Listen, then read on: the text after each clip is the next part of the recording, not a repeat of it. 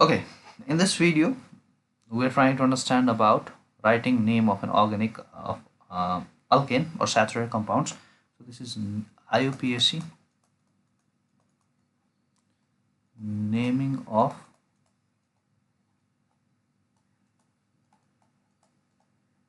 organic compounds which are saturated, that is containing only single bonded atoms, which are also called alkanes. There are certain rules to be followed for this. The first is a long chain rule. Suppose four carbons are present here and one CH3 is present here. This contains H3. This contains H. This contains H2 as there is presence of double bond. As there is presence of only single bond, this is H3. Okay, if we see, the longest running chain will be 1, 2, 3 and 4. So this is the first rule. First rule is to be is the longest chain rule. The organic compound, naming of an organic compound begins with providing numbering to the longest chain that is available in the bonding atom. Similarly, another rule is lowest set of locands. So let's try to understand this. Lowest set of locands. Locands means simply substituents or prefix available. We need to provide it the lowest position possible. Suppose C and C, and here is our substituent or prefix. Let's fulfill the hydrogen atom. So there will be 3 hydrogen atom here, 2 hydrogen atom here, 1 hydrogen atom here and 3 hydrogen atom here. So simply you can see here is the presence of prefix or substituent. So substituent should get the lowest possible number. This is the rule is talking about. So that means we cannot start our numbering from here. This will be wrong. So starting numbering from this side will be wrong.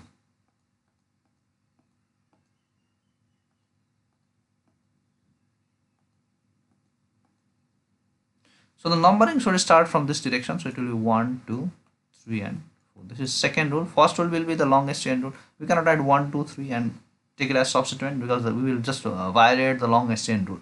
So first rule should be followed, that is longest chain rule. Another is the set of locands should get the lowest numbering as possible. Okay, let's get into other rules now.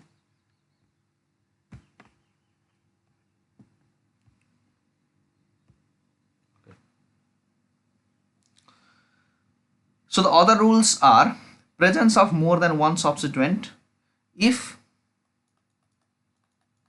there is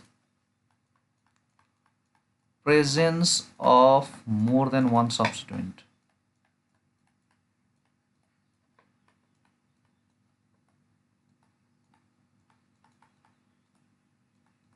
That is, this is our carbon atom.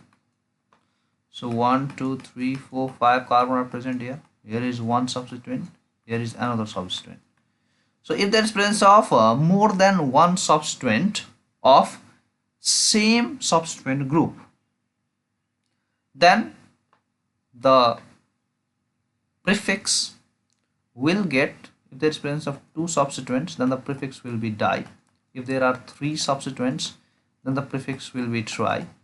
So trichloro, triiodo, trinitro, like that. So as there is presence of 2 CH3 group, this will be dimethyl.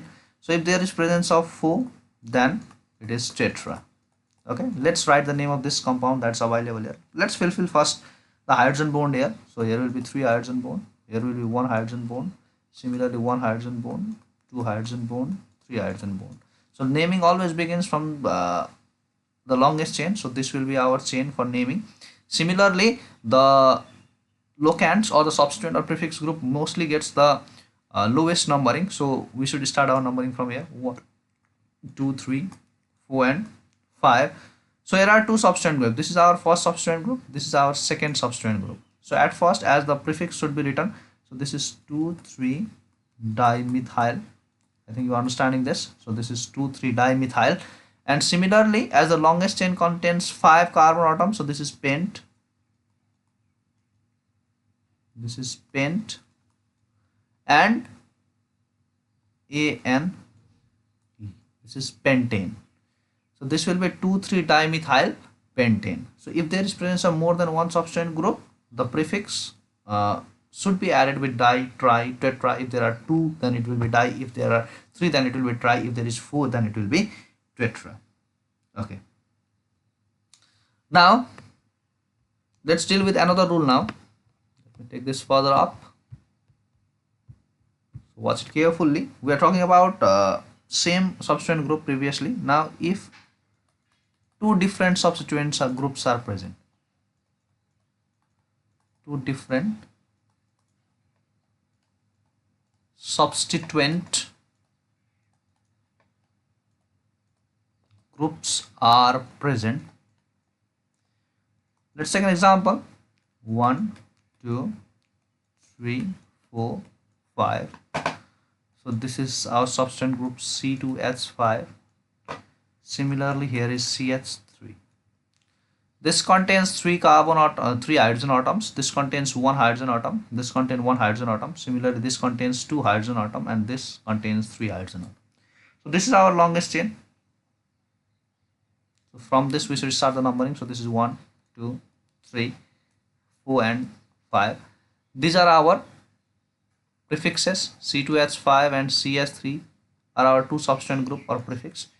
For this, we need to always follow alphabetical rule. There are two prefixes. One prefix has ethyl as its name, another has methyl. So as E comes further than M in alphabetical order, so E should be written first.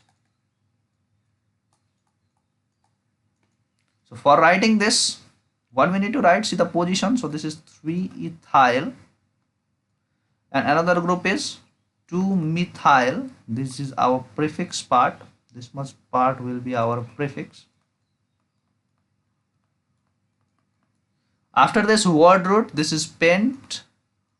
We don't have secondary suffix, so we will write pentane. So this is our clear name for this compound. Okay. That's it for naming saturated compounds. Now in the next video I will be discussing about naming some unsaturated compounds. But before this, let's take some examples. Let's understand by some examples whatever we have learned.